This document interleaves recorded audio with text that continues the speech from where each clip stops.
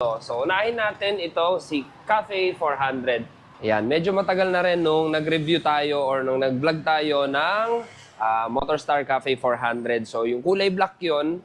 At ngayon, nagkaroon ulit ng available unit dito sa kanilang showroom. Ayan. So, si Cafe 400 ay may 400.1 engine displacement, carburetor pa rin. 2 valves lang, pero ang exhaust niya ay dalawa, kabilaan. Ayan. Single cylinder, hindi rin siya oil-cooled, air-cooled lang siya. Wala siyang cooling system like oil or coolant. Tapos, 5-speed lang siya.